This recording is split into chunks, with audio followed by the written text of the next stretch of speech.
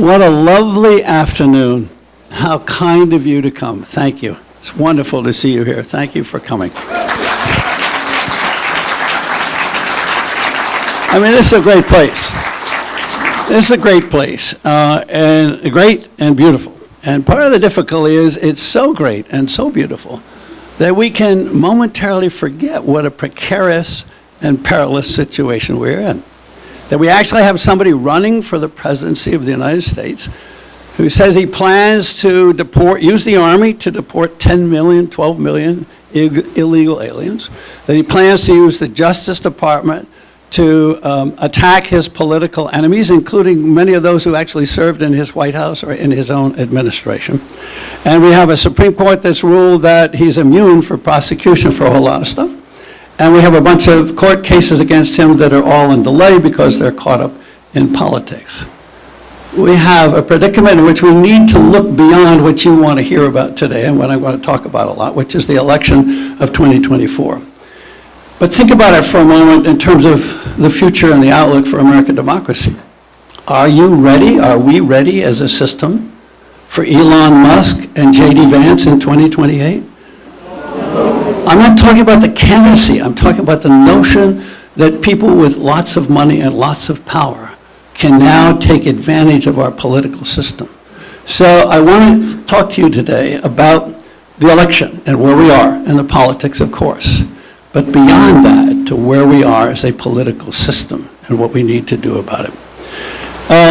We certainly have been through in the last 7 or 8 weeks the most remarkable presidential election of my 60 years of reporting on this kind of stuff. I've never seen anything like it. We, of course, had vice presidents take over from presidents. Teddy Roosevelt take over from McKinley, and we had Harry Truman take over from FDR, and Lyndon Johnson from JFK, and Gerald Ford from Richard Nixon.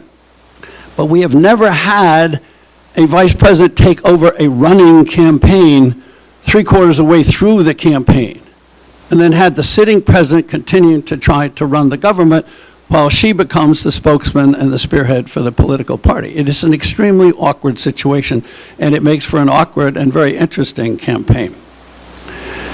What's happened, I have to say, to me, as a guy who's been around doing this for quite a while, is absolutely astonishing.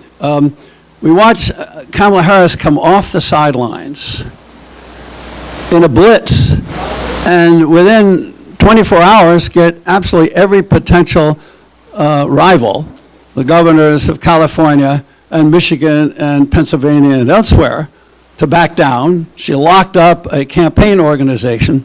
She took over the operation and became the nominee within an incredibly short time, and then within 3 or 4 weeks raised $500 million, which is a substantial amount of money in any political situation. And by the way, it came from 1 million plus donors, so it isn't just the big boys, the big rich people who are involved. And then she did a bunch of things, most remarkably picking Tim Walz, the governor of Minnesota, as her vice presidential nominee, against the expectation, except in the last 12 or 14 hours, of almost every political expert, including myself, in the business. And what an interesting choice. He's totally opposite from her. She comes from San Francisco, one of the bastions of liberalism in America. He comes from southwestern Minnesota, a Republican district in which he won 5 elections to Congress as a Democrat. Okay, so that's rather interesting. He's white, he's male, he's rural, he is regular. How can you get anything more? She's not regular, right? We all know that. She's a woman running for president. She's black, she's Asian American, and she has just suddenly burst into it. And there he is, a high school teacher, a football coach, 20 plus years in the National Guard. How much more regular can you get? It gets a little hard at this point for somebody else to contend this is a radical elitist ticket. So that shows a moxie that I have to admit I wasn't prepared to grant Kamala Harris until she did it. What's been interesting to me in this 7 or 8 week period is how sure-footed Kamala Harris has been.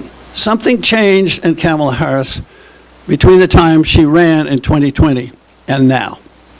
historians, biographers are going to be able to tell us. I don't know exactly what it was, but she clearly has matured. She clearly has solidified.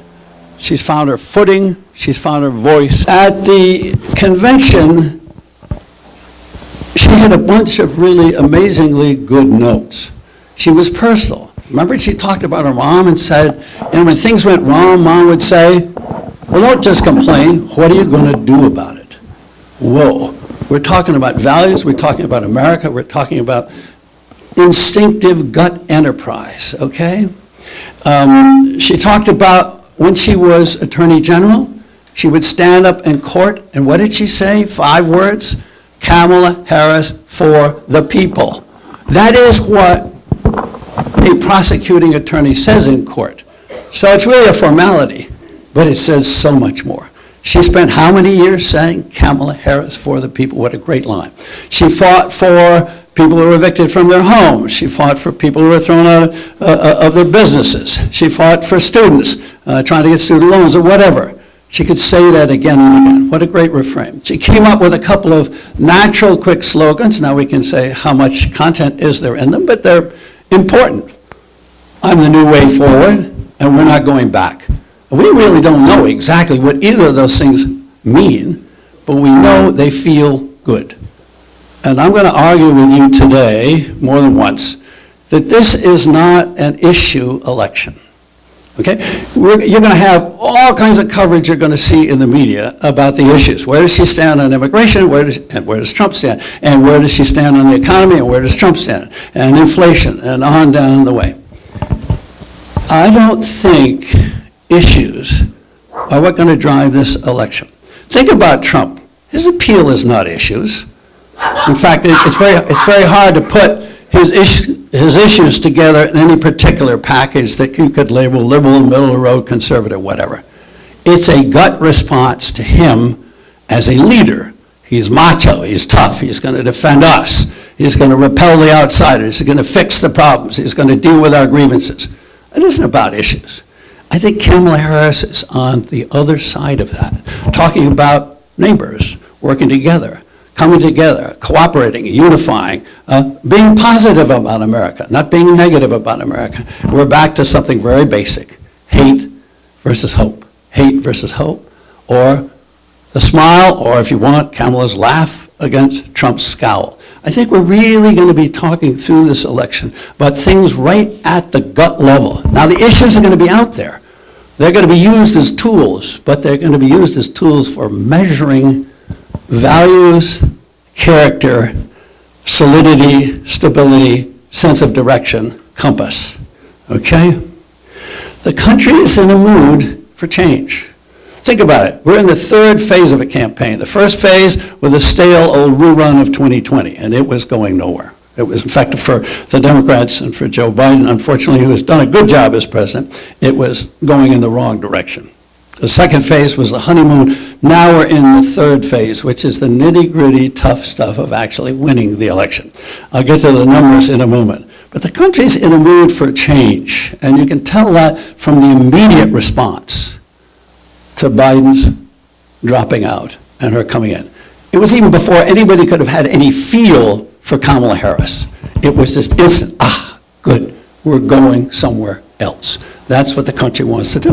Now, Trump is talking about going somewhere else too. Understand? He is. He is for a lot of people that matter. He's gonna restore white Christian supremacy, which is particularly important in large swaths of rural America. He's going to get us out of the war in Ukraine. He's going to be friendly with the dictators instead of opposing the dictators. He's going to get rid of the 10, 12 million illegal immigrants, so forth. He's got a bunch of in fact, just the other day he was talking about getting rid of the Department of Education. So he's not without change ideas. Her change is tougher to discern. Think about it. She's saddled with having been in the White House with Joe Biden for the last 4 years. Now, she may break away from him. She just dropped the proposed increase that he has for the capital gains tax by a few percentage points, and she's going to differ a little bit here and there. But it's not going to be significant. We're not talking about a new roadmap. We're not talking about a new design. Her change is going to be piecemeal, gradual, pragmatic. But her change is going to be a change of mindset. Her change is going to be a change of mood. Again, what I was talking to you about before. Positive about America instead of negative. Hopeful about the future instead of complaining about the past. Pushing the notion that we can work together rather than saying we're irreparably divided. Those are critical things that you're going to see. You're going to see in the debate. You're going to see, you already have seen it, you're going to see them time and again. As I said, it's going to be the scowl versus the laugh. It's going to be joy versus the nightmare in America today. And that's important. So the question that you might ask is, what am I watching for? As somebody who's watched a whole bunch of elections, what am I looking for? Well, the first thing I'm looking for is going to happen in 2 days, the debate, right? So what are we looking for? Well, the first thing the media is always looking for is somebody going to stumble and do something really terribly bad. Is Kamala finally going to stub her toe, or is she going to make it? And is Trump going to blow his gasket? She's going to get under his skin. And by the way, I should have said this. What's interesting about Kamala is that she has made a really very difficult transition look easy. I don't know if you watch the Olympics the way I do, but I look at those people go up on the high board and they stand there and they get their toes right at the edge of the springboard and they go off and they twist and turn and then everybody talks about how big is the size of the splash. And it looks so easy, okay? But you know it's only taken years of practice. I have to tell you that as a political reporter, I'm surprised at how small her splash has been so far. It's a really remarkable performance. That's no guarantee what goes ahead. But what we've had so far, Ollie understands, this is perfect pitch, right? Martin understands this, perfect pitch. Yeah, she's going to mess up. Nobody's perfect over the long run. We all mess up. But she's done extraordinarily well. But what I'm really interested in is what happens coming out of the debate and during the debate. Notice something very important that's already happened. Trump has lost the battle for attention. Think about it. Over the last 4 or 5 years, Donald Trump has gone around saying outrageous things, doing outrageous things, one thing or another. He's constantly been one jump ahead of the media, so the media was always jumping after him. When Joe Biden dropped out, Trump lost control of the media narrative. That's already there. Not only am I talking about this on this Sunday afternoon, well, how's Kamala going to do? Everybody is who's smart. Everybody is. Why? Because Trump is a known commodity. We know how Trump behaves. We know what he thinks. We know what he stands for. We know where he wants to go. We don't really fully know about her, so we're truly curious. Well, that's a great advantage for her. Now, what the media normally does is say, this is the time when the candidate either defines herself or is defined by the opposition. And of course, Trump wants to paint her as the worst vice president in history, the czar of immigration and the flood and the invasion of the United States, and so forth, and she wants to define herself as the new way forward. I think what's really important here is, again, emotions. Whenever a new candidate appears on the scene in a presidential election, in the final, not in the preliminaries, not in the primaries, but in the final, the most important thing, and let that pass a moment, the most important thing is trust and comfort. What do I mean by that? People, not the partisans. 85% of the country's already made up its mind on how they're going to vote, okay? Either for or against Trump. Mostly it's about Trump, but for or against Kamala. But that 15% that really matters in the final decision, it matters in those 7 swing states, they have to come to trust Kamala Harris, not what's she going to do on immigration, not what's she going to do about inflation, but in listening to her describe what she's going to do, is she going to protect us, and is she going to be fair? Can I trust this person? That's ultimately what happens. And the second thing that has to happen particularly for a new candidate, is comfort. People have to get comfortable with the idea of Kamala Harris sitting in the White House with a nuclear button at her thumb.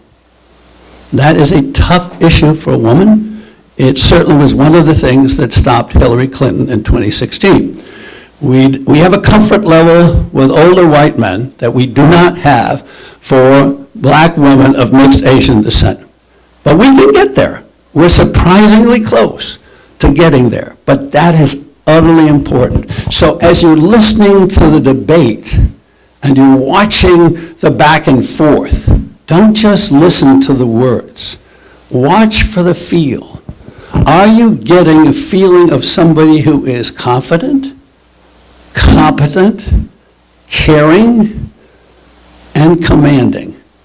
Difficult for a woman to be commanding without being seen as an angry black woman. I'm speaking very candidly.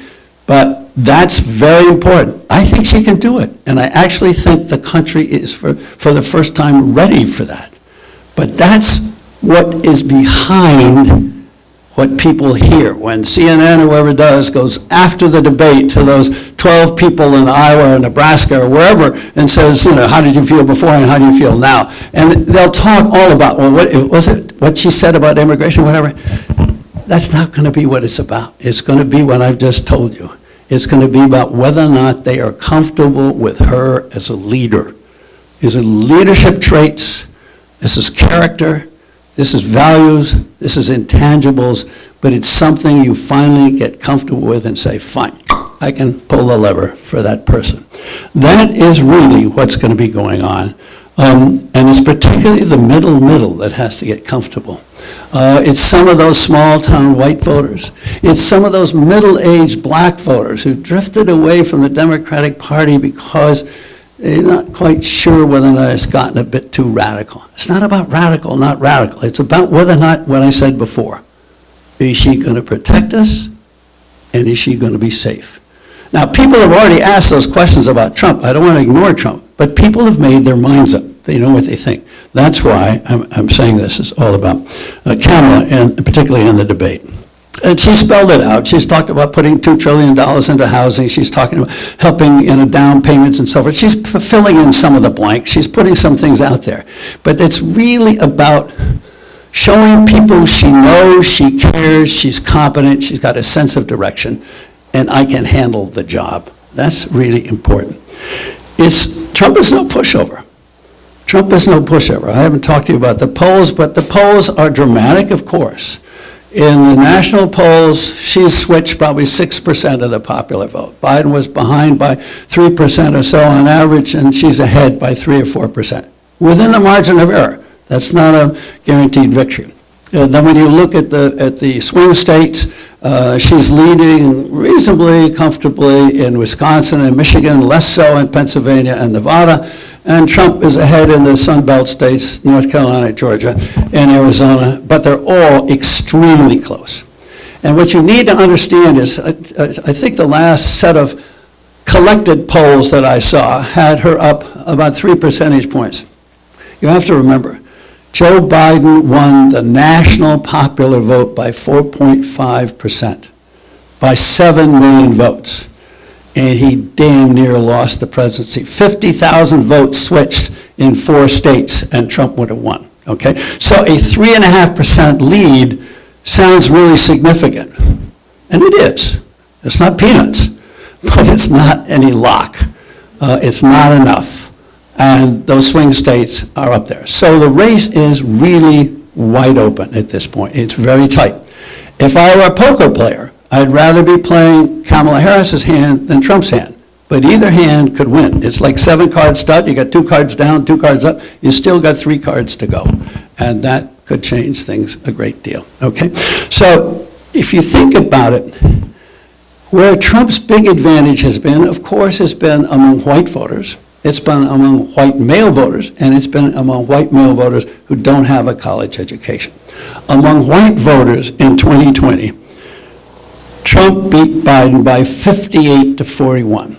Now, there's no way in the world that any Democratic candidate, including Kamala Harris, is going to turn that around. But if you can take 58-41 and turn it into 53-46, you've changed the ballgame.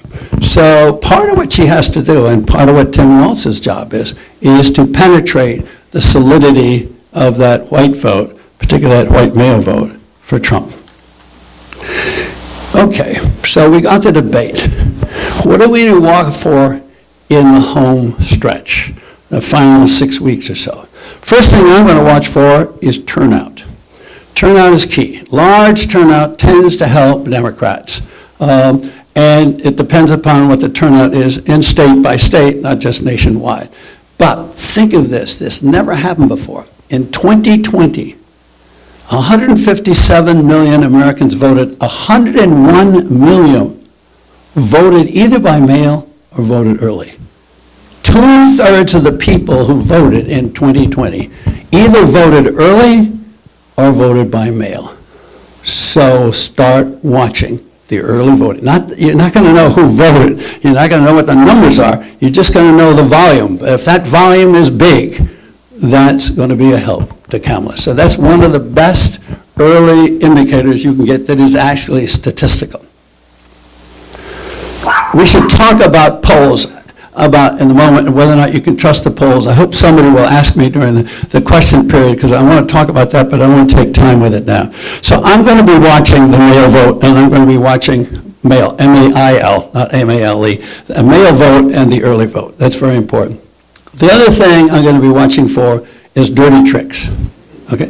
All right. Now, we already have in Texas and in Georgia claims of foreigners voting illegally. And it's all over the country. You can start to see it now popping up in the press. That's just the beginning. We're going to see a bunch of it. The more frantic the Trump campaign gets, the more of this we're going to see. The more they're afraid, they're behind, the more of this we're going to see. You also got problems about whether or not people are going to fool with the vote count. Now remember, back in 2020, Donald Trump and the Republicans were in a very good situation. Trump was in the White House. He had the Attorney General. He had majorities in the state legislatures, in many of the swing states, and governors. That's all reversed, thanks to the election of 2020. He had Mike Pence as vice president. Guess who's the vice president who's going to get the electoral vote this year? I mean, it's Kamala Harris, right? So we've had that happen before in American history. But in addition to that, you now have Democratic secretaries of state, the people who run elections, in Pennsylvania, Michigan, Wisconsin, in Arizona, and Nevada. That's very important. So the chances of doing that are less this year than they were in 2020, except in Georgia. What's amazing in Georgia, I don't even remember the famous story of Brad Raffensperger, the Georgia Secretary of State, who was the guy who stood up to Trump and said, find me 11,780 votes so I can win Georgia. And he said, I'm sorry, Mr. President, they're not there. You're wrong. And he stood up to him. Well, guess what happened? The Georgia legislature has removed Brad Raffensperger, who is still the Secretary of State in Georgia. They've removed him from the State Elections Board, and they put 3 Trumpers on in place of him. And they're already rewriting the rules for handling the elections in Georgia. So I would say Georgia has got to be the diciest state on the table at the moment. So I'm looking for those kinds of things. The final thing I'm looking for is something I talked to you about back 2 years ago. It's what I call the constitutional coalition.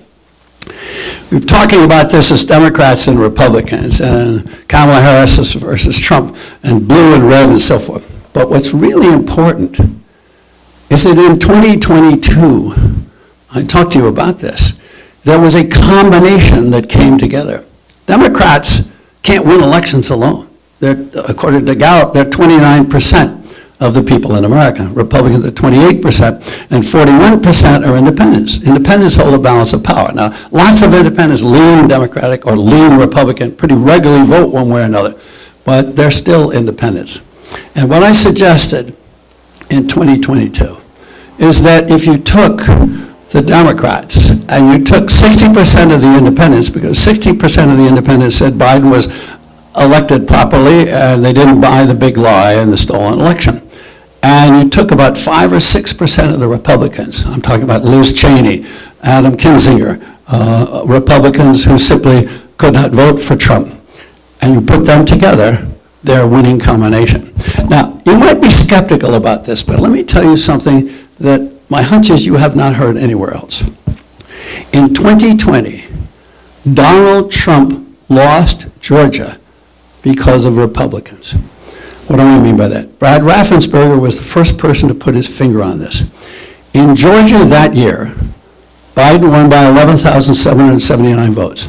There were 33,000 Republican voters in Georgia that year who voted for Republicans running for Congress but left their presidential ballots blank. 33,000.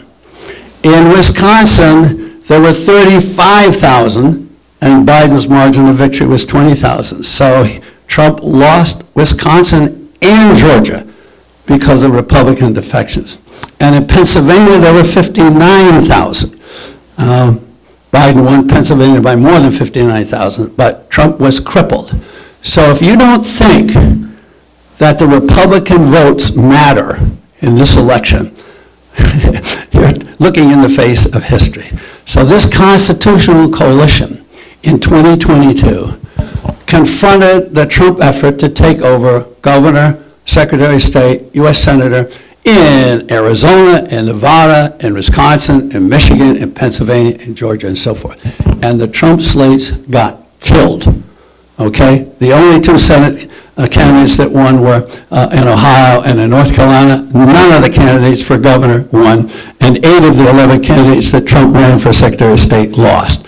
So that coalition can and has won. What I'll be watching for is evidence of that coalition working now. And you just saw the other day, maybe, that Liz Cheney in a speech at Duke University said she was going to vote for Kamala Harris. Okay? And you saw at the Democratic National Convention, Adam Kinzinger, who was the other member of the House January 6th committee, who was a Republican, he was speaking in favor of Kamala Harris there. So there is a faction. It may only be 4, 5, 6%, but in states like Arizona, North Carolina, Georgia, Nevada, Wisconsin, so forth, that's absolutely vital. So I'm watching to see that. Now, let's look down ballot, because even if you had a White House that was won by Kamala Harris, what kind of Congress would she face? What kind of situation would we face? There's tough sledding in the Senate. Democrats have a majority of 51-49. Joe Manchin first quit the party and then decided he wasn't going to run again from West Virginia. And there was a guy named Joe Justice who has been their governor in West Virginia. He's extremely popular, and Democrats as well as Republicans concede that seat to Justice. So that seat's gone. We're now at 50-50, okay? You got very tough Senate races in Montana, in Ohio, in Arizona, in Nevada, maybe in Maryland. At the moment, the Democrats are leading in all those races in the polls, some by much more than the margin of error, except in Montana. John Tester, who has served 2 terms from Montana, very deft politician to run in a red state and win twice statewide, but he's running behind now. If that seat gets lost, control of the Senate switches over to the Republicans, and lasts a long shot in Texas, can beat Ted Cruz, but that seems kind of unlikely. Now, the House is interesting because it tells us something fundamental about American politics. The expectation is that with opposition there is in many districts, and there are 17 districts in which Republican members of Congress are representing those districts, and those are districts that were carried by Biden in 2020. So those are presumably leaning Democratic. So the Democrats are hoping to pick those up. They only have to pick up 4 or 5 seats to take the majority. And on the other side, there are only 5 or 6 Democrats in districts that were carried by Trump in 2020. But you've heard about gerrymandering, and it sort of seems like an academic subject, and it's the professors and the professional politicians and a few nutty journalists who get interested in it. But what's interesting is, since Kamala Harris became the Democratic nominee, pollsters ask a generic question. Would you rather have the Democrats in control of Congress or the Republicans? It's called the party preference question. When Joe Biden was the nominee, there was a dead even. It was just going back and forth right around 49, 48% both ways. Since Kamala Harris became the nominee, the Democrats have edged ahead by 2.5 percentage points. Now that's substantial nationwide. But guess what? It's like that percentage in the presidential race I told you that's not enough.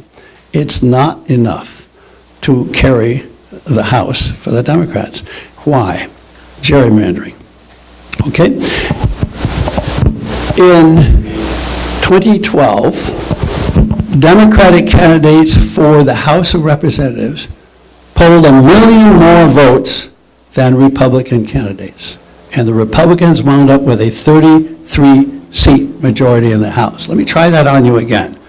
Democrats polled 1 million more votes, 57 million something to 56 million something, more votes than the Republicans. But the Republicans won the House.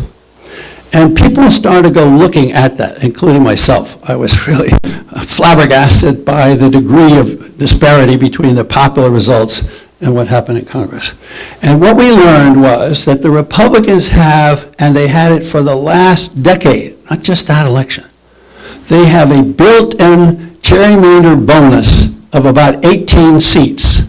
They get about 18 more seats in the House of Representatives than their popular vote justifies. Today, Republicans have what are called trifectas. They have the governor and the majority in the state House and the state Senate, a trifecta. So they draw the maps for the congressional districts.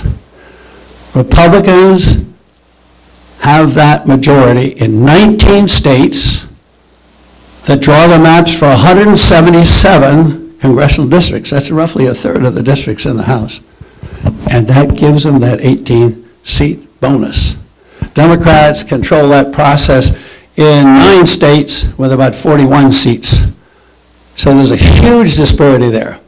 So we're now talking about not just the outcome of this election. We're talking about something really badly skewed in our political system, which gets me to the final point that I wanted to talk to you about today. We have a real mess on our hands here.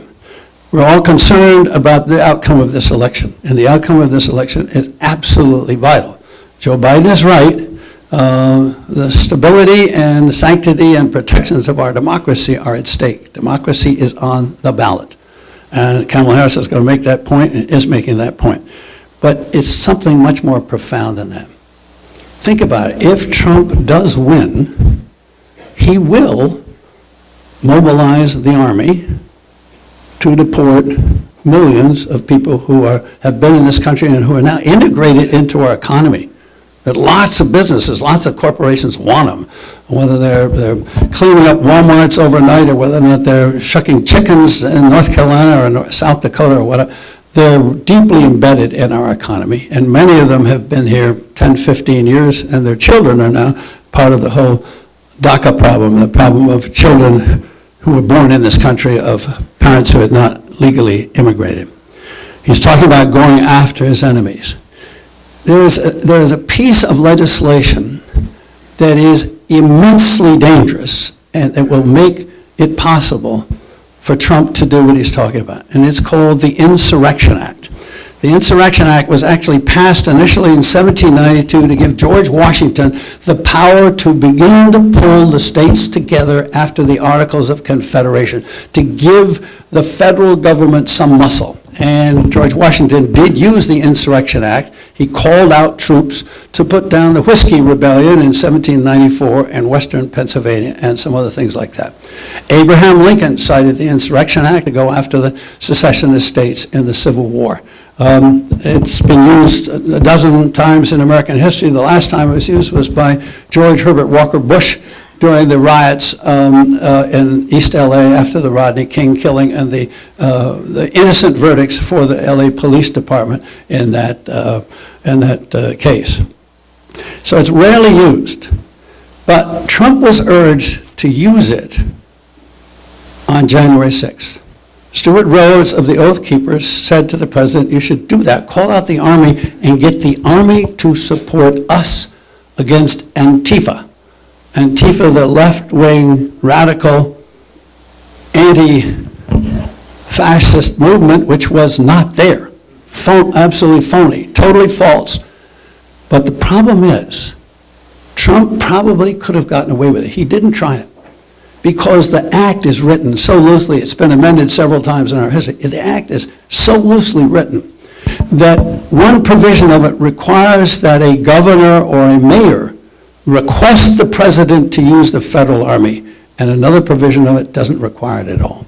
So very smart people, law professors at Harvard and in other institutions, have said we've got to amend this immediately, as soon as we get into the next Congress, to require that there has to be a request from the state. There has to be a congressional involvement. The president has to brief Congress. Congress has to set sunset.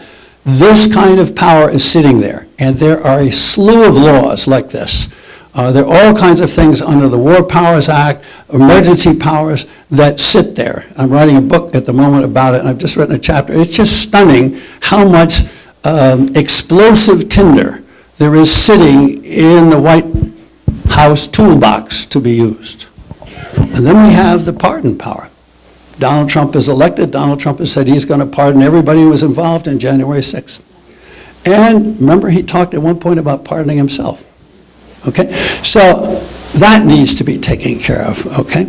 So, and then if you look at the trials that we've had and the various appeals to the Supreme Court, in addition to the one that granted the president enormous immunity from criminal prosecution, they threw out the conviction of 350 of the worst perpetrators of January 6th because they were convicted under a financial law, Dodd-Frank, of interrupting and obstructing a congressional procedure. And the Supreme Court said, well, that law really was talking about financial procedures. It wasn't talking about Congress. So it struck it down. Okay, so you might disagree with that, but stop and think what that means. What that means at the moment, there is no legal protection for the Electoral College. The electors in every state meet on December 14th to cast their votes. And on January 6th, Congress counts the votes. Neither of those procedures has any protection from political intimidation and political violence. And political intimidation and political violence have skyrocketed in America in the last 5 years. So we have that to attend to. It goes on and on. The list goes on and on. So if you want to talk about that, we can. But let me just leave you with a thought beyond this election. And I know you want me to get into more predictions and so forth. Let me just leave you with this thought.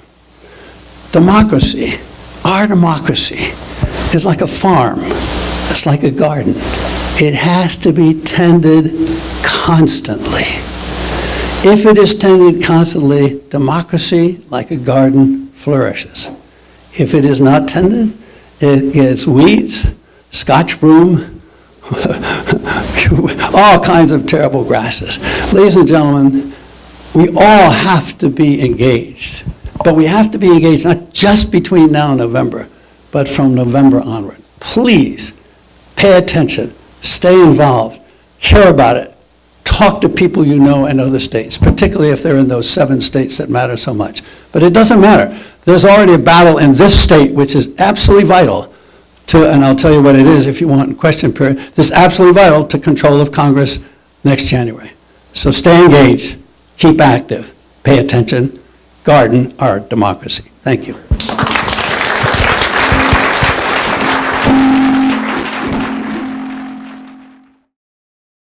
Jeff, yeah, you told me at the jazz concert you've been dreaming up a question. A little bit perhaps unpopular opinion, and maybe you'll disagree with my premise and choose not to answer the question.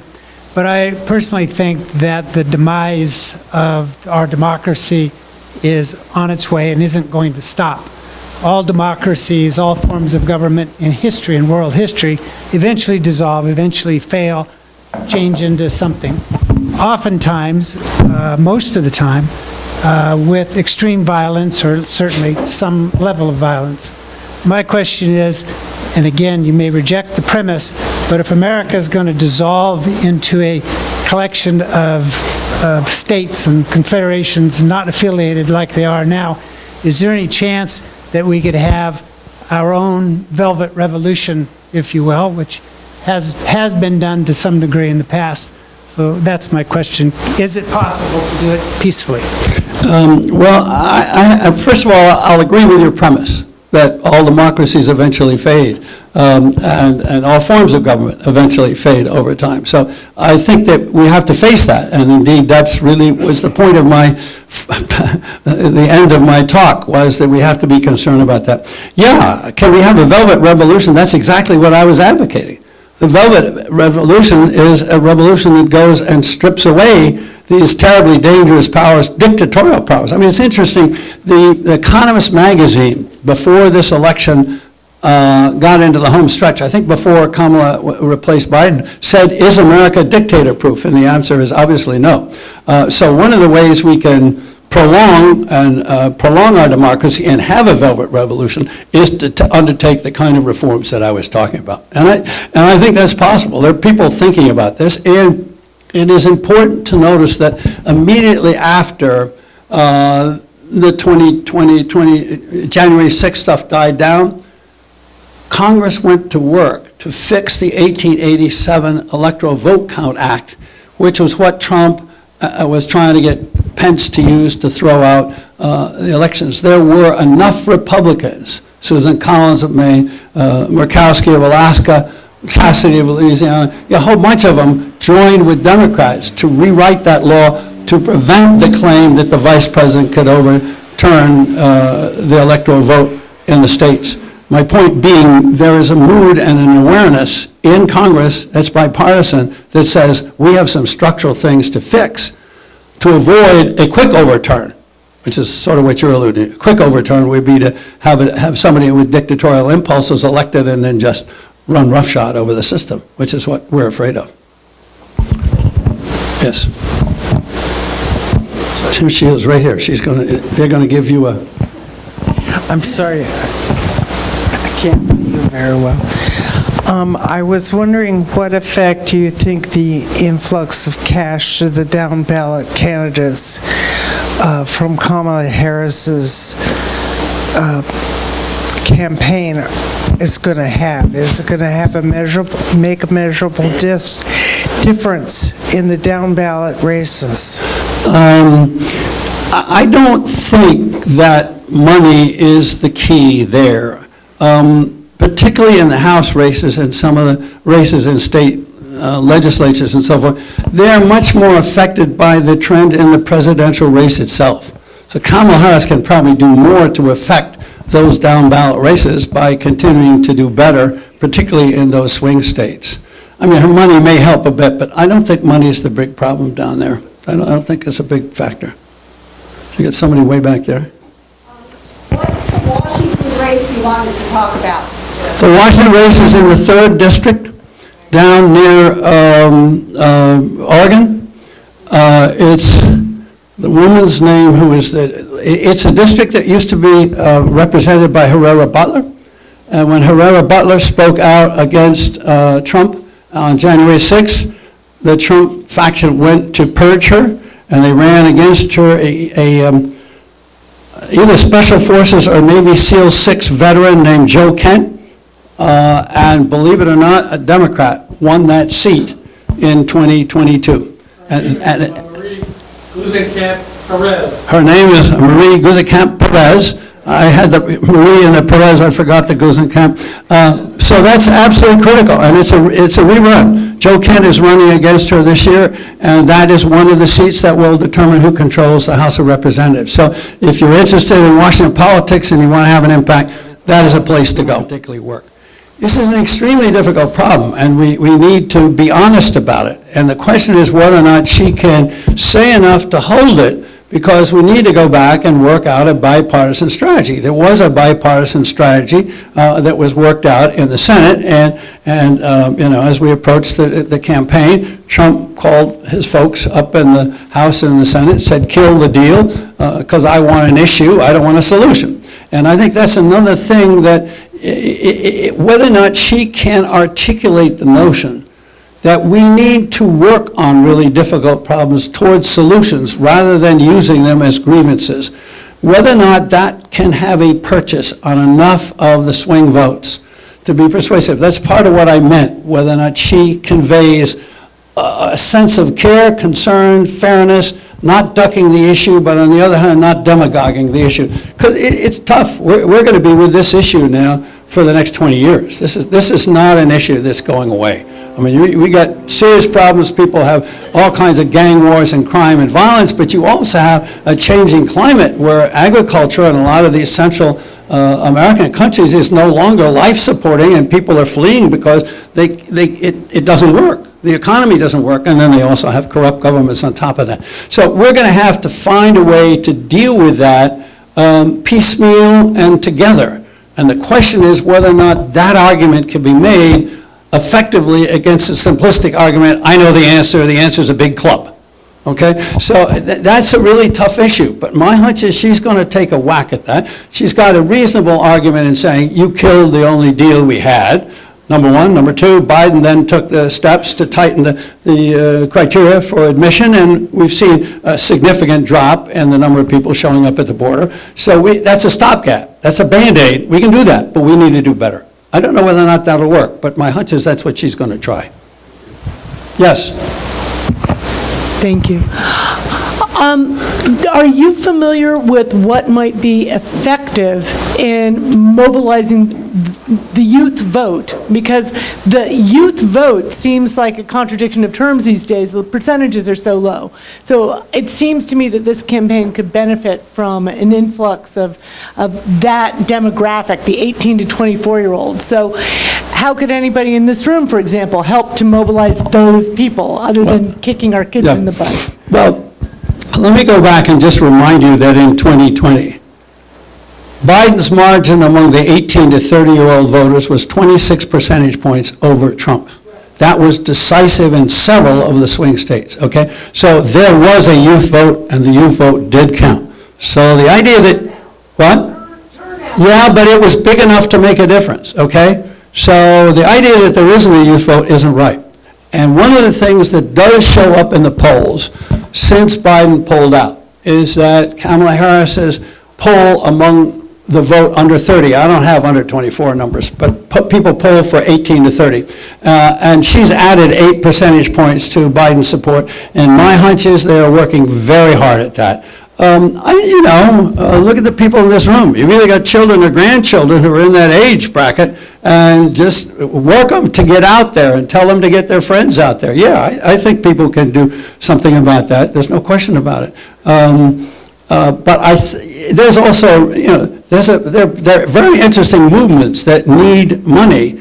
I don't remember the names of all of them, but there's one called Rock the Vote. And it is absolutely focused on the 18 to 30-year-olds. So if you want to get that bunch to vote, and that's not giving to a party, that's giving to a nonprofit, and they'll get any vote out. They will not just do it for one side or the other, but they will get that vote out. My hunch is if you get that vote out now, Kamala Harris, the Democrats, not just Harris, but I think even down ballot, they'll benefit. Get Arthur. Excuse me. Arthur told me to smile before I came. Did I smile enough? No, it was okay. Oh, you're holding, okay. Yeah, you did good. So, according to historian Alan Lichtman, or Lichtberg, what's his name? Lichtman, who predicted correctly, thank you, the last 40 years of elections, Kamala is going to win. Now, my question is, so what? What is Trump going to do? He has already said that election fraud and all of that. So what's going to happen if she wins? Well, without using that prediction, I think that we have a reasonable concern about political violence and intimidation. Political intimidation of election workers and office holders in this country has been horrendous over the last 2 or 3, 4 years. And the Justice Department has tried to gear up a task force to deal with it. They're trying to figure out new laws to write it.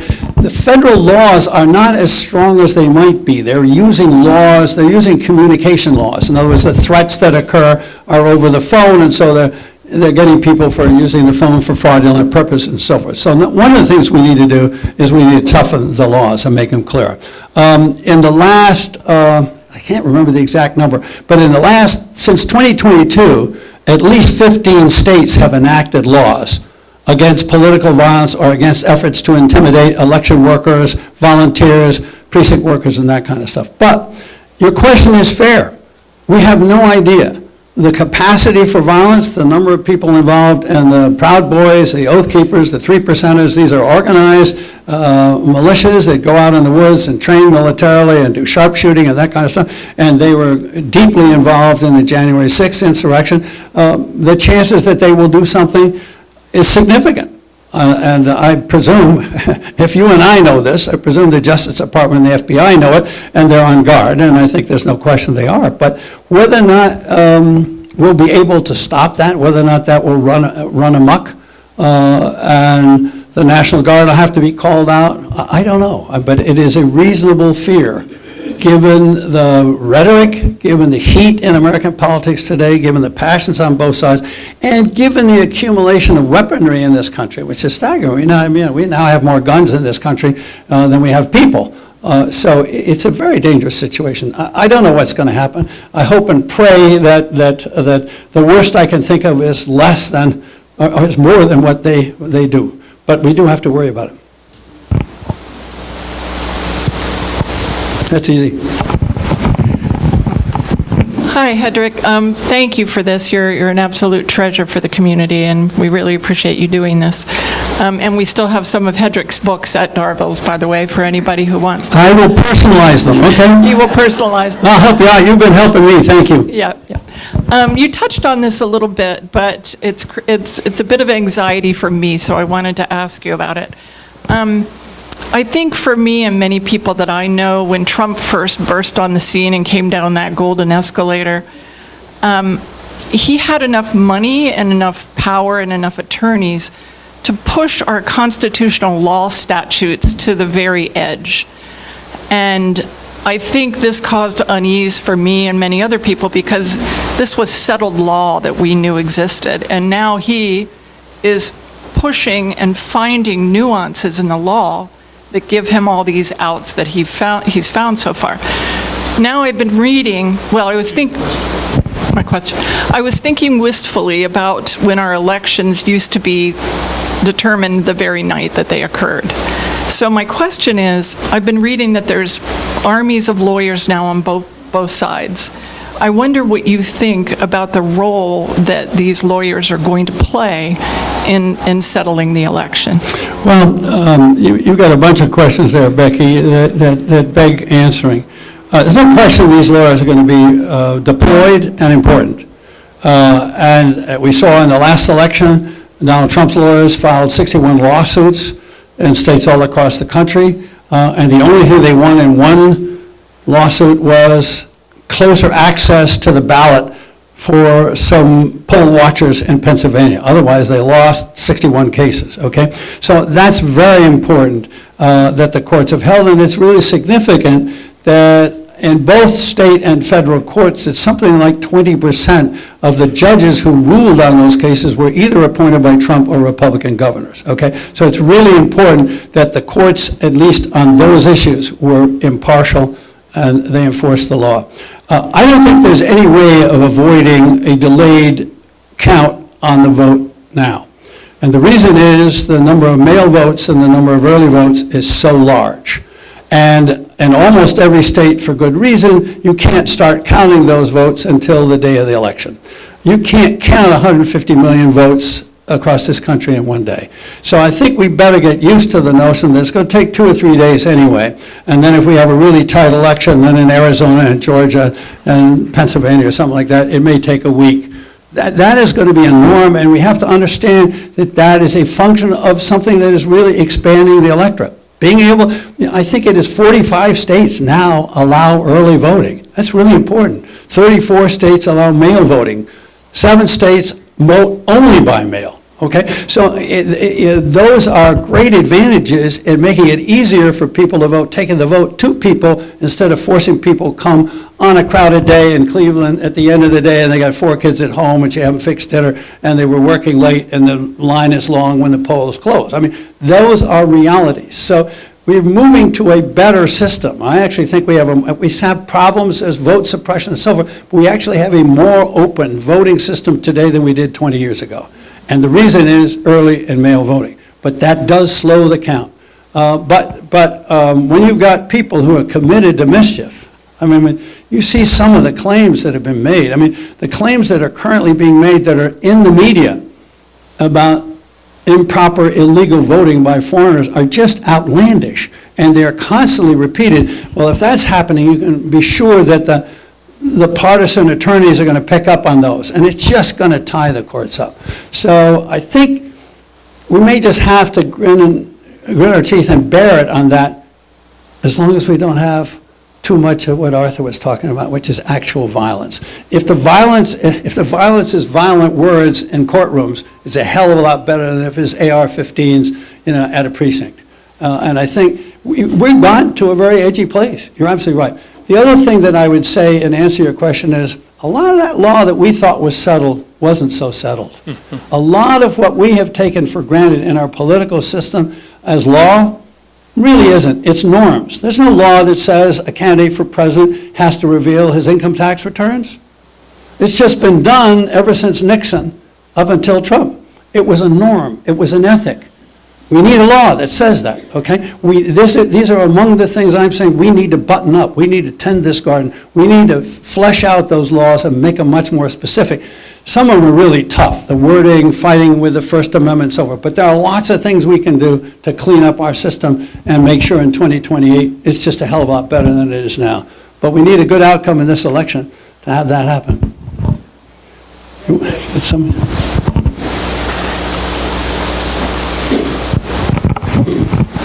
Thanks for your talk. I'd like to come back to a topic that you raised earlier, which is polling, its unreliability, and methodology of polling. And I wonder if you have comments about that or analyses Sure. of the unreliability. There's so many ways it can misrepresent and have coercive impact on others. I'm glad you asked, because it's a subject we need to get into. When I was at the New York Times at one point, I actually ran the polling operation, so I got some acquaintance with how it's done and the methodology and so forth. In polling, as in anything, as in repairing your car, as in going to the doctor, as in any kind of service, there's good service and there's bad service, okay? So I don't want to talk about bad polling. Sampling is not done well. There's a very specific methodology when you call a certain household. In some instances, you're supposed to ask for the oldest white male, and the second, not white male, oldest male, and in other instances, you're supposed to ask for the second oldest female, and so forth, in order to get the kind of spread you want. So there's methodology, and there are lots of people who do that stuff sloppily, okay? But let's talk about quality polling. Let's talk about the best polling we can find. It's actually amazingly accurate. But the difficulty with polling is measuring one thing, and the media is then taking it, and you're then taking it, and predicting something else. Polling is about people's intention. I call you up and I say, if you had to vote today, who would you vote for? Now, in the first place, I just brought the polling booth into your cell phone. In the second place, all you have to do is say A or B, right? When it comes to voting day, either early, mail, or regular voting day, you have to get your butt out of your chair, get into your car, drive to the precinct, stand in line, fill out the ballot right, and not be challenged, okay? The gap between intention and behavior is enormous, okay? And so the difficulty is people say polling is inaccurate because that's not what people do. Well, it's our fault if we're predicting. I'm not telling you what the outcome is. I'm telling you what I just read, which is that Kamala Harris, in the average of the best composite of polls that I can find, is 3.5 points ahead. Okay? Then I also told you that 4.5 points was barely enough for Biden, and I didn't say it was going to happen. I think that is a reasonably accurate way to deal with it. But the difficulty is, in our conversations, we don't deal with it that way. We don't deal with it that way, on MSNBC and Fox or wherever you go. I mean, it's all treated as certain. and it's treated as predictive. I think we're in terrible trouble as journalists. I don't think we have any business predicting. All we can tell you is what we know as of today. We don't know what tomorrow is. That's for futurists. That's for somebody else. It's maybe for brilliant mathematicians and brilliant scientists and so forth. It's not for us to do. So I think the real problem is not, in the quality polls at least, the real problem is not whether or not they are accurate. It's what is done with the information, how the information is interpreted and how it is used. It's not just a spot check. It is just a spot check. And yesterday's poll was yesterday, and today is today, and it's already different. But it is intention versus behavior, and that's the biggest gap. Now, the other thing that's very interesting is people. Do you know that we go back, and one of the things we try to do is to see who's a likely voter. We try to figure out who's not going to go to the poll out of those we're looking at, okay? So how do we do that? Well, one of the ways we do it is if you ask how intense are your feelings. We ask how closely you're following the election.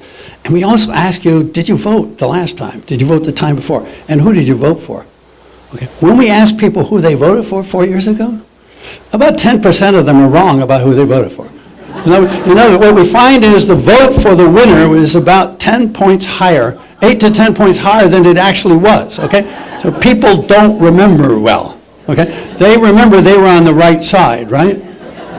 So you have to try to factor that in. The other thing is, I would be very wary of any poll until the last, say, 10 days of the election that tells you the balance is 50-49, 49-48, 48-47, something like that.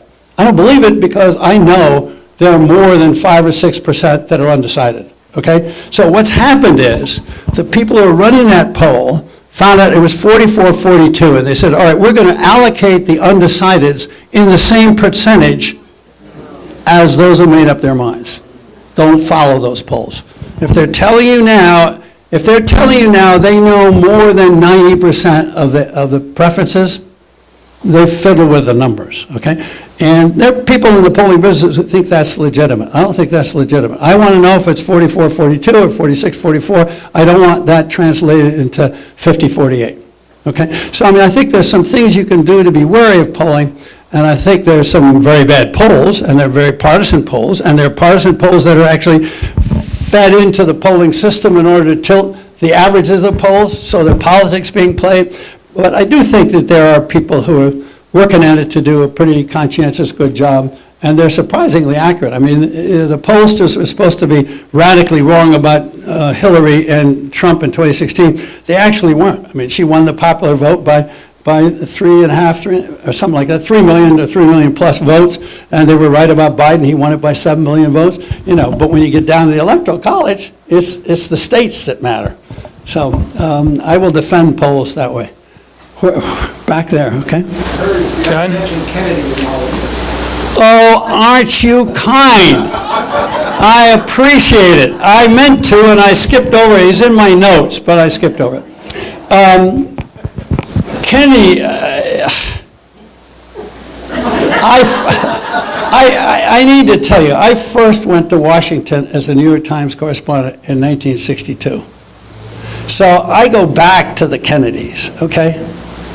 And I've interviewed Bobby Kennedy Jr. In fact, I did a documentary on Puget Sound and Chesapeake Bay, and he was at that point leading the river keepers who were doing a cleanup job in Chesapeake Bay. So I got him on camera. So I know Bobby Kennedy, at least on that subject. Man, I don't know what to say. No, I'm serious. I mean, the idea that Robert F. Kennedy and Ethel Kennedy's son is backing Donald Trump it's astonishing. I know it's mind-boggling, and it obviously has to do with his personal disaffection with the Democratic Party and the Democratic Party leadership, and his own ego and other things. Okay, I will say that in terms of political numbers, he was significantly affecting the race when Biden was in. Bobby Kennedy was the refuge for a lot of Democratic-leaning independents, and particularly young people, back to this woman's question, for quite a while. And one of the most dramatic impacts of Kamala Harris becoming the candidate was the return of 6% of those Kennedy voters. Kennedy was polling in the swing states. Kennedy was polling 9-10% across the board, all through the swing state. It dropped to about 4% within about 2 weeks of her becoming the candidate. Now, it wasn't universally 4, it was 3 and some, and 5 and others, but she picked up about 5 or 6% of that. Those were people who were obviously not going to vote for Biden, and so Robbie Kennedy became their vehicle. Then I don't know, the smart political reporting was, and I never saw numbers that supported this, but I think good people thought this, that at some point, what was left of Bobby Kennedy's support was pulling more from Trump, because there were people in the Republican Party who didn't want to vote for Trump and didn't want to vote for either Biden or Harris, so he was getting some of those. I think, I have to say, I have some sympathy for a picture that I saw on the internet that showed Trump and J.D. Vance and RFK Jr., and underneath it said weird. Yes, ma'am. Are you saying that your optimistic or hopeful or kind in relation to our Supreme Court? Could you repeat that? Can I say anything hopeful, kind, or positive in relationship to our Supreme Court? I have to say, I want to tell you that I read every word of the immunity decision. And I find it one of the most incredible documents that could have been written by smart, trained lawyers that I've ever read. I don't happen to agree with the basic premise that a president can be immune for official acts. I think the impeachment clause already establishes that he can be criminally prosecuted. But when I got down to the point where Justice Roberts said that the president's conversations with his attorney general or the Justice Department could not be investigated or used in a court proceeding, I found it absolutely unbelievable. I mean, motive is crucial to almost any criminal prosecution of any kind, not political. I'm just talking about any criminal prosecution. And for a court to rule and for a Chief Justice of the Supreme Court to say that certain evidence is beyond the reach, not just the action, but the evidence is beyond the reach of the prosecutor. I mean, you had Trump say to Jeffrey Clark, go ahead and write the letter to the people in Georgia, tell them it was a fraudulent election, and have the Justice Department get active on it. You could have the President of the United States say, I want you to start criminal proceedings against anybody. And there may be no cause for that whatsoever. The idea that those conversations are not investigatable? I have lost respect for that court. On that opinion, there are other things that are troubling, but I find that so contrary to the 1787 Constitutional Convention in Philadelphia. I find it so contrary to some of the wording in the Constitution, and I'm certainly no constitutional lawyer, and I don't pretend to be. But the whole notion that we had a revolution against a king, and the king was a stamp tax, that was an official act. So if you had an American president doing the comparable thing to a stamp act against his own people, that can't even be investigated? I'm stupefied. I grew up in Washington, and we moved there in '58, and so anything we talked about, we would go see firsthand, and there was a lot of political whatever, and my friends' parents were all these big muckety-mucks, whatever. We all went to the white school, but there was a sacred. Yes, there was. It was so sacred. There was something so. Let me just pick it up. I think that there's so many things we need to fix, but I think we're in desperate shape. When we now have decisions on gerrymandering in North Carolina, Ohio, Wisconsin, being determined by which party has the majority in the state Supreme Court, I mean, that tells you the courts have become political. That is certainly not what the intention was, and we've somehow got. I think one of the worst things is that we have now political campaigns for Supreme Court justices in all kinds of states. I happen to know very well a guy named John Deardorff, who was a Republican political operative, and he got hired by people in Texas to change the majority in the Texas Supreme Court. So, I mean, and he was a pretty straight guy, but I want to tell you, they were going after it. So it's really important for us to get back to a sense of fairness. And that's one of the reasons why I've emphasized today the importance of the constitutional coalition.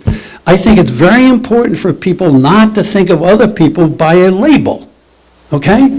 If you're a Democrat, you think Republicans are hell, and Republicans, you think the Democrats are hell. That's nonsense. There are lots of good people in all, and there's some bad people in all.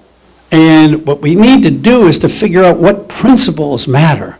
Fairness in the courts, open, free elections, honestly counted, a president who doesn't have power he can abuse, a Congress that is functional. I'm going to tell you, if we could fix gerrymandering, if more states would do what Washington does with the top two primary, the Washington state delegation is closer to the center politically than Ohio, than Wisconsin, than other big states. If we started to do things like that, that were actually designed to try to bring people together and to allow people to express different opinions without having to pick tribal lines of loyalty, our whole system would begin to work better. But we don't do that. We also have a redistricting commission. Yeah, you have a redistricting commission here, but it's kidding you. You know why? I'll tell you why. Because your redistricting commission in Washington is made of 2 Republicans and 2 Democrats and a neutral chairman who has no vote. So guess what happens? The 2 parties get together and they bargain, and the Democrats say to the Republicans, you can have the congressional seats east of the mountains, and when you add a seat, we want the one in Olympia in return. The parties start to bargain. The interest of the 2 parties is not the same as the interest of the voters. We have this foolish idea in this country that if you can get a bipartisan agreement, it's nirvana. No, it's not. Politicians want to stay in power, and they will scratch each other's backs, even across party lines. In Florida, there was a petition movement to set up a nonpartisan primary, the same as there is in Washington State. The Democratic Party of Florida and the Republican Party of Florida filed a lawsuit against it, and they went all the way to the Supreme Court of Florida together, 2 parties together, to make damn sure there was no nonpartisan primary, because they wanted to control the system. And this is widespread. I just was interested in your opinion about what Kamala's message should be about Gaza. Well, I think the first thing is, obviously, ceasefire, end the war, end the fighting. The second thing is absolutely central. Palestinians have to have self-determination. You have to have that as a starting point, as an end point. That has to be where you're going. And then you then have to sketch in where the hell you are. And what you do with Netanyahu, there's nothing you can do with that. I mean, that has to be resolved by Israelis. To have an American president come out and say, as Biden has 2 or 3 times, the fighting has to stop, we need to have a deal. And so that's about as much pressure as an American president can put on the Israeli political system. In the end, the Israeli political system has to do something about it. But that's kind of like the immigration issue. It's a very tough issue. You have to acknowledge that you're fighting through. But you do have to lay down some markers, and I thought she actually did at the convention. She didn't say there has to be a Palestinian state. She said there has to be Palestinian self-determination. I was a correspondent in the Middle East. Self-determination to me always meant a Palestinian statement. Some people were unhappy she didn't use those words. But I think that's where she is, and I think she has to say that. But then you have to say, I think you get into really tough stuff. What kind of weapons do you continue to provide the Israelis? We cannot continue to provide them with 2,000-pound bombs. You simply cannot do it. That has to stop.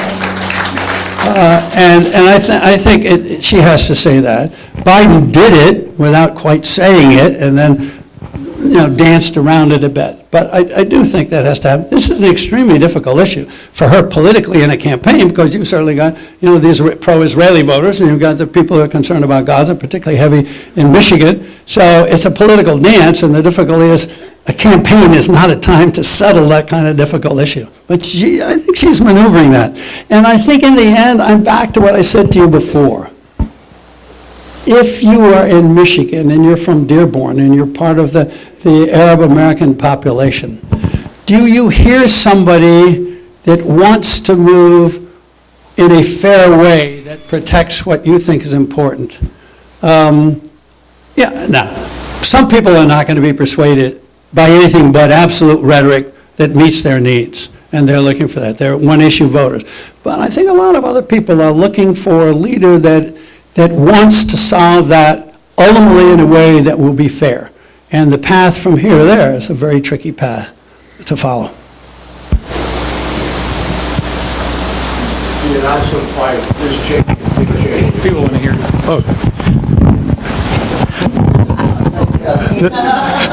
The significant announcement from Liz Cheney and Dick Cheney, do you think that could be the beginning? There are many, many senior personnel, military, also administration that have been critical of Trump and said they don't want him back. Do you think it could be the beginning of many of those coming out and endorsing him? Well, I don't think the beginning, because I think we've already had a bunch. So I think it could further it. I think part of it is, lots of times people in politics are looking for a moment to hang their hat on. And so if we watch the debate, and maybe there are 2 or 3 more debates, and Trump says something that's particularly provocative, that then gives people like that, who are privately saying that to friends or privately thinking that, decide to come out in public. I saw not too long ago that Jack Danforth, the main, so 3 former important, Alan Simpson, Wyoming, Danforth, and I'm losing the name in Maine, came out and said, we're not going to tell you who to vote for, but you have to vote for the Constitution, and we're not going to cast necessarily a party line vote. So that's a halfway house. I mean, there are a bunch of people who are edging their way there. I think, but I don't think you're going to see a waterfall. Remember, I told you that there were 33,000 Republicans in Georgia in 2020 who didn't need Liz Cheney to tell them what to do. So I think that's there. That may just make it more visible, and it may make it more acceptable. But I wouldn't count on that publicly to swing a state. It might swing a state, but I don't, a lot of people, we're going to see a fascinating thing if Trump loses, what happens to the Republican Party, okay? There are a lot of Republicans who are thinking about that now, and they're trying to figure out not just what to say now, but as Nikki Haley did, what to say now so it affects how they'll be a year from now, 2 years from now, 3 years from now, 4 years from now. So there are people doing that kind of calculation, and I'm not in their shoes, and so I can't do it the same way they do it. But yeah, it's going to happen, but it's not going to be I don't think it's going to be an avalanche. Hi, Rick. Hi. Thank you for your annual dose of intelligence and inspiration. Can you talk a little about the role you think abortion will play in this election? Oh, yeah, I should have. Yeah. In terms of turnout, I think that's one of the really big factors. I mean, the fact that abortion is on the ballot in 10 states, abortion initiatives on the ballot in 10 states, will certainly help boost turnout, and certainly boost turnout among women, and particularly boost turnout among Democrats. Most of those states are red states, so they're not states in the presidential race that are highly competitive, but it will have an impact. There's no question about it. The Democrats are certainly counting on it. And in the congressional races, it will be even more important than in the presidential race. It's obviously a very important issue, and as you all probably know, every time it's been on the ballot since the Supreme Court overturned Roe v. Wade, the people who are fighting for the right to abortion have won the popular vote, whether it's in Ohio or Kansas or, it doesn't matter what state it's been in. So that's very striking. There was a woman back there. I don't want to take her mic away. No, thank you. Where do you see the role gun violence will play in our politics or in the future Congress, or do you see anything happening here? The problem with Americans, in terms of the public, is that we respond to crises. If there's a crisis, we tend to do something. If there's not a crisis, we tend not to do something. We don't always do something when there's a crisis, but it almost always depends on crisis.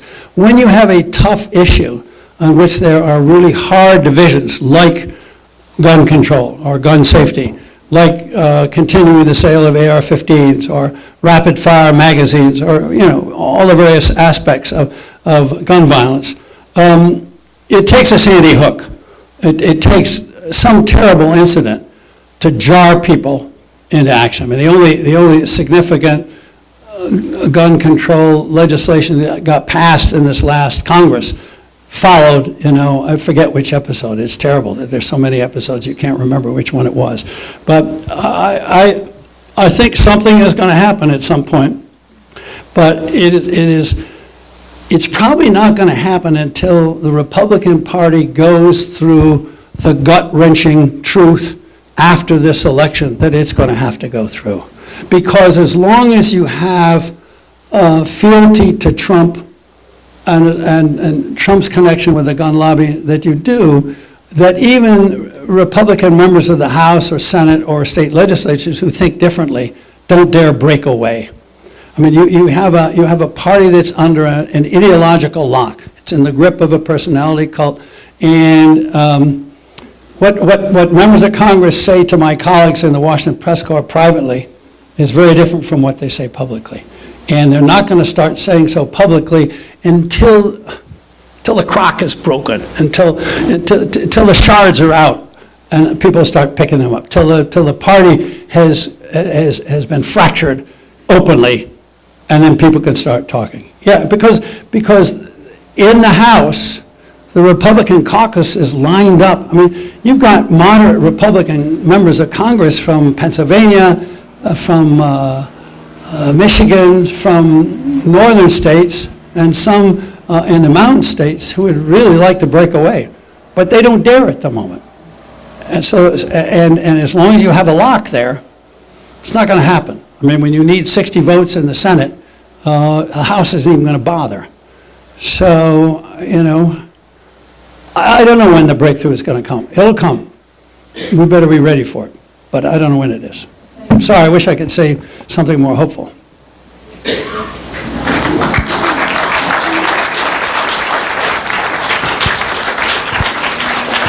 I think I'm going to run afoul of a term limits law here in a minute. Go ahead.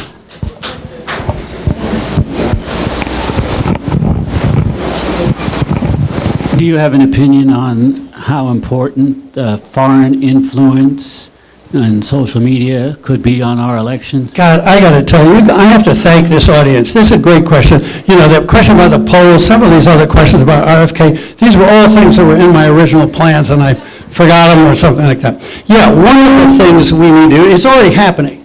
There's already a case being brought now by the Justice Department and the FBI on a Russian operation in the 2024 election. It's already going on. And we need to expand. We actually have a fairly good law on the books. I forget what it's called. We have a fairly good law on the books that bans foreign cash contributions to American campaigns. Okay? It just simply needs to be expanded. Contributions of any kind, of any value. Okay? Because the leaks of Hillary Clinton's emails were of value, right? But they weren't cash, okay? Or the information, the dirt on Hillary Clinton that the Russian attorney offered Donald Trump Jr. at the meeting in New York was valuable, okay? But it's not cash. All right, we need to fix that loophole.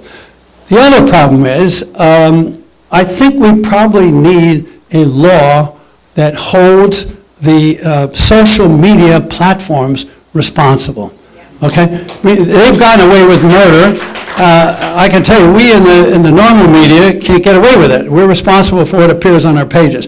They get away. We're just a pipe, and the stuff that flows through the pipe, we don't have anything to do with it. Just if it's all flotsam, jetsam, and worse, no, it's not our fault. Okay, we need to change that. And they got away with that with very clever financial lobbying and very clever campaign contributions a bunch of years ago. We need to fix that. And I think the first law that I mentioned is fairly easy to fix. And there may be an inclination to do that depending on the composition of the next Congress. The second part of it, the internet part of it, that's going to be tough.